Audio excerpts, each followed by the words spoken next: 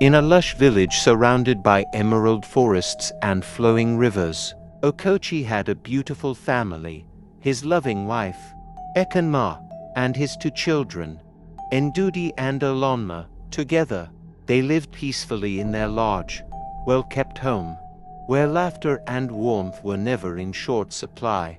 Okochi also had 2 younger brothers, Oyodi and Bosi. Unlike Okochi, who had built his wealth through hard work and honesty, Oyodi and Bosi were envious and lazy.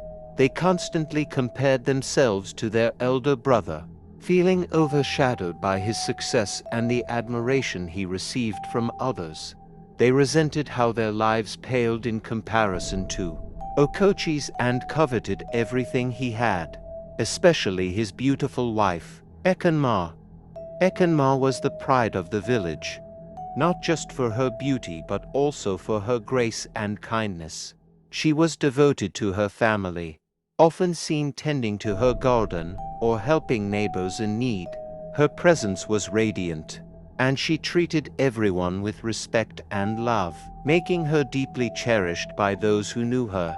Oyodi and Bosi, however, were not content to admire her from afar.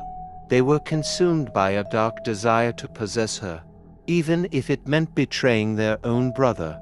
One evening, as the sun dipped below the horizon, casting the village in shades of orange and purple, Oyodi and Bosi sat by the river, discussing their discontent. Oyodi, the more cunning of the 2, leaned closer to Bosi and whispered, "Why should Okochi have everything while we live in his shadow? He has the wealth, the respect, and the most beautiful wife in the village. It's time we take what should have been ours." Bosi, though initially hesitant, was easily swayed by Oyodi's manipulative words. The more Oyodi spoke, the more Bosi's greed and envy grew. They plotted under the cover of night, their plan becoming more sinister as they devised a way to rid themselves of Okochi once and for all. They decided to act during the full moon festival, a time when the entire village would be celebrating.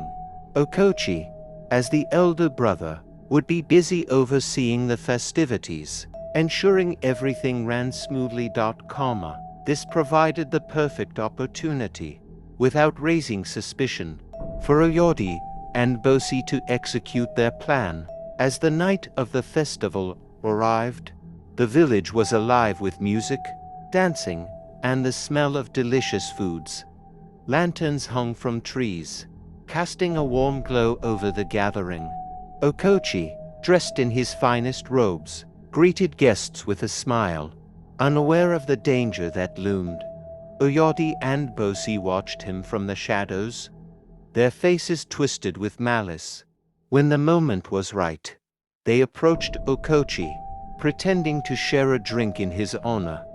They had spiked the drink with a deadly poison they had procured from a traveling merchant.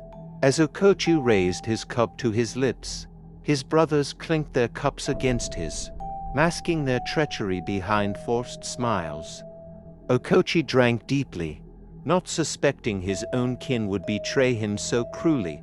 Within moments, Okochi collapsed, gasping for breath. Panic spread through the crowd as villagers rushed to his aid, but it was too late. Okochi's life slipped away, and his last vision was of his brothers standing over him, their faces cold and unrepentant. The village mourned the loss of their beloved leader, unaware of the true cause of his sudden death. In the days that followed, Oyodi and Bosi feigned grief, shedding false tears as they plotted their next move. They visited Kamma, offering their condolences and support. Kamma, stricken with sorrow, welcomed them into her home, grateful for their presence during such a difficult time. She did not see the lustful glances they exchanged when she turned her back all the way. Their eyes lingered too long on her form. As time passed, Oyodi and Bosi began to make their intentions known. They showered Kamma with gifts and attention, each trying to outdo the other in their pursuit of her affections. They whispered sweet words, promising to take care of her and her children, to fill the void that Okochi had left behind. But Ekenma, wise and perceptive, soon saw through their deceit. She noticed how they spoke ill of Okochi, how their words dripped with bitterness rather than genuine compassion. One evening, as Oyodi and Bosi argued over who would win Ekenma's heart, she confronted them. She stood tall, her eyes blazing with the strength that had made Okochi fall in love with her in the first place. You think you can replace Okochi?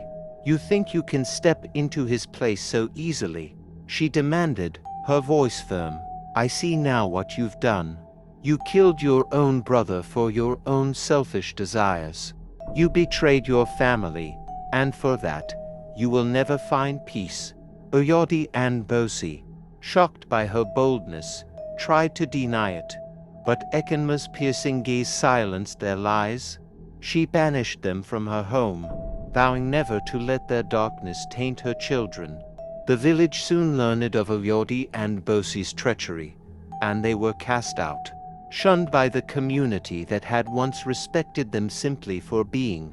Okochi's kin, Ekenma, continued to raise Ndudi and Olanma, instilling in them the values of integrity and honor that their father had lived by. She told them stories of Okochi's courage and kindness, ensuring his legacy would never be forgotten. The village, though scarred by the loss of their leader, grew stronger, united by the memory of Okochi's wisdom and the resilience of his family. Oyodi and Bosi, consumed by their guilt and rejected by all, wandered the land as outcasts, forever haunted by the choices they had made. They had gained nothing but emptiness, realizing too late the price of their envy.